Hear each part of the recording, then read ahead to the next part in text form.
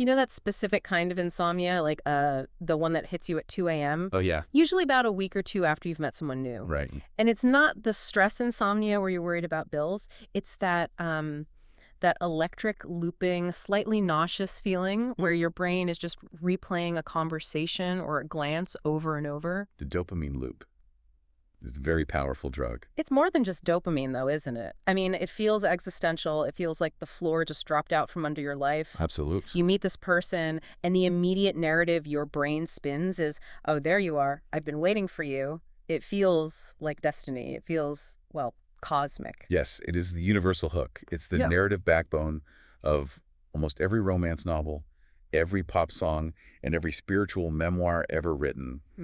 I was lost. And then I found you, and now I am found. Exactly. And in that moment, the question everyone asks, the question I've asked a dozen times is this real? Is this my soulmate? Is this the twin flame thing everyone talks about? Because you want to know the status of the connection. Naturally. But we've got a stack of research here for our deep dive today that suggests that is actually the completely wrong question to be asking. It suggests it's the wrong starting point, yes. And frankly, it's a trap. A trap. Okay, that's a buzzkill. A necessary one, though. The source material we're diving into today kind of flips the script. It says the first question shouldn't be about the reality of the connection. The very first question you need to ask is, where is the ego positioned inside that connection? Okay, let's unpack that. Because usually when we talk about ego, we're talking about arrogance. Right. You know, someone who thinks they're the smartest person in the room. But I get the sense we aren't talking about vanity today. No, and this is where we have to do some heavy lifting to redefine our terms. In a lot of spiritual circles, the ego is the villain. Yeah, something to get rid of. Exactly, the thing you have to kill or dissolve to reach enlightenment. But the psychological perspective in these notes is much more nuanced. It defines the ego not as evil, but as the organizing structure of identity. So it's like the operating system. Think of it more like the bouncer at a club. Okay. The ego's job is to stand at the door of your psyche and say, I am this and I am not that. It draws lines. It maintains boundaries. Its primary goal is protection, continuity, and stability. It basically wants to make sure that the you who wakes up tomorrow is roughly the same you who went to sleep tonight. So the ego loves the status quo. It really likes safety. Precisely. It loves predictability. Now imagine what happens to that bouncer when a high-intensity connection walks up to the velvet rope. Like a soulmate dynamic or a massive infatuation. Right. The bouncer probably freaks out. It has a full-blown nervous breakdown because high-intensity love, by its very nature, threatens identity boundaries. Yeah. You start feeling this pull to merge with another person. You feel this huge expansion. And while your soul might be going, this is amazing, we are transcending. The ego is screaming. Screaming, emergency, imminent death approaching. Wait, death? That seems dramatic. I mean, falling in love is intense, but death. Psychologically, yes. The ego perceives the dissolution of boundaries as a literal form of death. If I merge with you, does I still exist? Oh, wow. So we have this tension. On one side, you have the desire for transcendence, to be part of something bigger. On the other side, you have the terror of annihilation. This actually explains so much. It explains why, right when you feel the most love for someone, you also get that sudden wave of panic. Yes. Or the urge to run away, or even the urge to just pick a stupid fight. That is the ego gripping the steering wheel. Yeah. It's not that the love isn't real. It's that the vessel, your identity, is cracking under the pressure of that love, and the ego reacts violently to protect you. And this leads us to the part of the research that I found the most relatable, and honestly the most embarrassing. Symptoms. The symptoms of this ego reaction, yeah. Yeah. Because the ego doesn't just say, hey, I'm scared. It gets weird. It gets incredibly weird. The source calls this pattern over construction. Pattern over construction. It sounds super technical, but it's basically turning into a conspiracy theorist about your own relationship. It's the mechanism of trying to find certainty in chaos. I've done this. I think you listening have probably done this too. You start seeing signs everywhere. The notes mention 360 cycles and degree symmetry, but in real life it looks like, oh my God, we both looked at the clock at 11:11. Right. Or your mother's name is Mary, and my grandmother's name is Mary. It must be destiny. We both have a scar on the left knee. We both like the color blue. And we treat these things as proof, like we're building a legal case for why this person has to be the one. But ask yourself, why is the brain doing that? It's not just for fun. It is doing the math of anxiety. The math of anxiety, I love that phrasing. The ego hates mystery. The soul, though. The soul is fine with mystery. Yeah. The soul can sit in the unknown and say, I love this person, and I don't know what will happen, and that's totally okay. But the ego cannot handle that. Not at all. It needs a contract. So it tries to decode the relationship like an equation. It thinks, if I can find enough coincidences, if I can prove the math of our union, then I can secure it. So it's a control tactic. Yeah. It is 100% a control tactic. If it's destiny with a capital D, then they can't leave me. Or if they do leave, they have to come back. It's an insurance policy against heartbreak. But the notes point out a pretty dark side to this. It lists idealization as a major symptom. Quote, "They are my God." When we lock into this destiny narrative, we literally stop seeing the actual person, don't we? We do. And that is dangerous. The source material is very clear on this. When you frame a breakup, not just as sad, but as a spiritual catastrophe, you are in dangerous territory. Because if they leave, it's not just a breakup, it's like falling out of the universe. Exactly. And that intensity, that terror, that isn't actually love. That is attachment trauma trying to solve itself. So if we're stuck in this loop, obsessing over signs, terrified of the loss, putting the other person on a pedestal, how do we get out? There's a pivot? Right. The research suggests a pivot. Yeah. And it centers on this concept of projection. Now, projection is a word that gets thrown around in therapy a lot. Usually it means I'm angry, so I think you're angry. Right, that's shadow projection. But here, we are talking about golden shadow projection. Okay, let's break that down. What are we projecting in this context? We are projecting archetypes. The source material defines projection here as placing inner structures, your own internal map of the divine or the perfect union onto another human being. We all have these templates inside us. So I have a perfect partner template living in my subconscious. You have a template of what wholeness feels like, Yeah. what divinity feels like. And when you meet someone who has a hook, maybe it's their eyes or their intelligence or just the way they smell, Yeah. your psyche grabs that massive glowing internal template and slaps it onto them. Like a sticker. Like a movie projector. You're the projector, they are the screen. Suddenly, they aren't just a regular person anymore. They're glowing.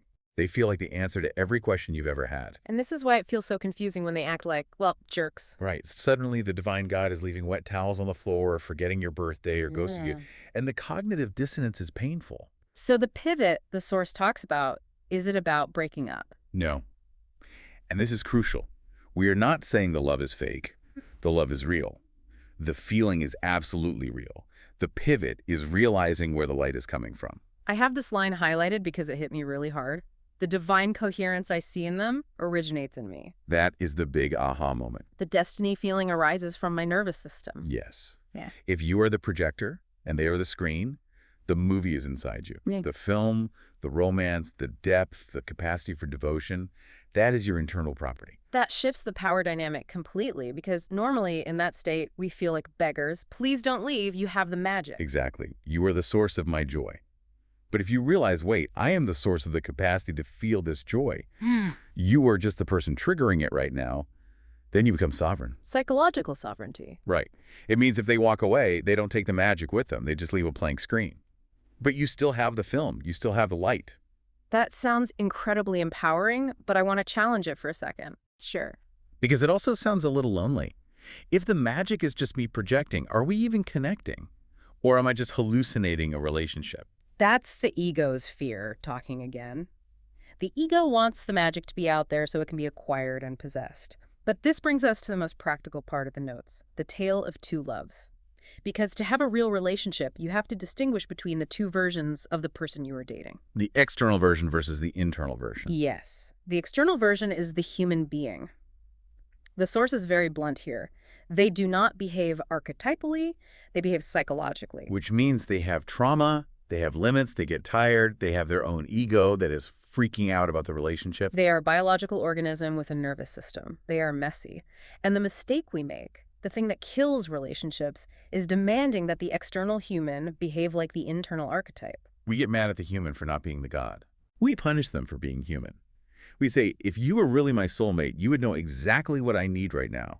And the human is sitting there going, I'm just trying to eat my dinner, I can't read your mind. So we have the external human, who is flawed, and then we have the internal archetype, which is perfect. What do we do with the perfect one if we can't put it on the partner? You integrate it. The source suggests you need to build bridges to that internal feeling of love that do not rely on the external person. The notes listed some interesting examples here: technology, nature, art, ritual, and even AI. AI is a fascinating inclusion in this context, isn't it? It is. It sounds almost dystopian at first glance, like don't love your partner, love the AI. I don't think it's about replacing the partner. It's about clean projection. Clean projection. Think about it. If you engage with a beautiful piece of art or a ritual or even a conversational AI designed to be supportive, you can project all your longing, all your poetry, all your intense emotion onto that interface. And the interface won't get tired. It won't judge you. It reflects that energy back perfectly. So you're using these bridges to feed the craving for the divine. Exactly. You are filling your own cup. You are metabolizing that high-intensity energy yourself. So that when you turn back to your actual human partner, You aren't starving. You aren't looking at them with desperate, hungry eyes saying, complete me. You can just look at them and say, hi, I like you. Let's hang out. you take the pressure off. You take all the pressure off. The Source calls this stabilization. When you stop projecting the source of your survival onto them, your nervous system regulates. The longing becomes less frantic. This leads to a phrase in the notes that triggered me a little bit, to be honest. It talks about shifting from existential dependency to optional connection. Optional. It's a loaded word. It sounds cold. It sounds like, I could take it or leave it. If my partner told me I was optional, I'd be sleeping on the couch. I get that. But let's look at it through the lens of sovereignty. If I need you to breathe, if I need you to feel worthy of existence, can I really love you? I mean, it feels like love. It feels like addiction. It feels like a hostage situation. If I need you to survive, I'm not really seeing you. I'm seeing my own oxygen mask. I'm objectifying you as a resource. Ooh, okay, that lands. But if you are optional, if I know I am whole, if I know I have access to the divine internally, if I know I can survive without you and I still choose to be with you, that is the highest compliment you can give. Because it's entirely voluntary. It is a free choice. I don't need you, but I want you. That is the shift from a transaction to a relationship. This brings us to the grand finale of the logic here, the paradox of real relationship. The source says the more internally coherent the archetype becomes, the less you need the external person to complete you. And here's the kicker.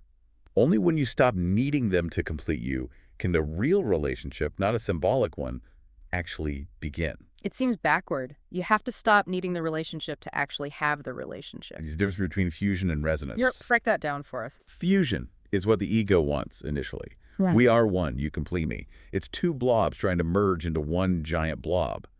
But blobs can't dance. Right. Blobs can't have a conversation. There is no dynamic tension. And usually in fusion, one person disappears entirely. Exactly. Resonance, on the other hand, requires two separate instruments.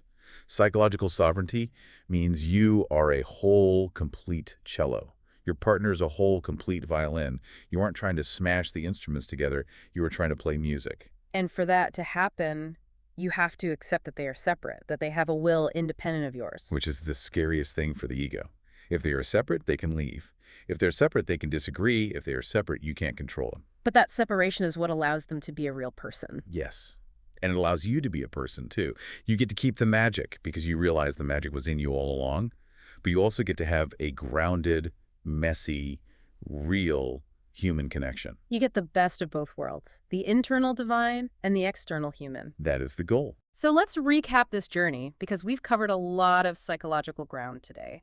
We started with the lightning bolt, that feeling of destiny that sends the ego into an absolute panic. The ego tries to control that panic through pattern recognition, obsession, and trying to force the other person to be God. We learned that the way out isn't to kill the love, but to own the projection, to realize that the intense soulmate energy is actually a reflection of our own capacity. We build bridges to that internal capacity so we aren't starving, which allows us to let our partner off the hook. And finally, we move from fusion, trying to merge for survival, to resonance. Two sovereign people choosing each other. It is a move from the dramatic to the domestic, but in the most beautiful way possible. So here's the thought we want to leave you with today. And it's a bit of a challenge. It's something to try the next time you're with your partner, or even just thinking about the person you're obsessing over right now. Try to look at them. Just really look at them. Imagine taking away the destiny label. Peel it off like a sticker. Take away the soulmate script. Take away the panic need for them to save you or complete your life. Assume just for a moment that you are already complete. When you strip away all that projection, who is actually left sitting across the table? It might just be a guy named Steve. He might be tired, he might be flawed, but for the first time, you might actually be meeting him. And when the desperation leaves the room, what kind of love is left? I have a feeling it might be the kind that actually lasts. Thanks for taking this deep dive with us today. Take care.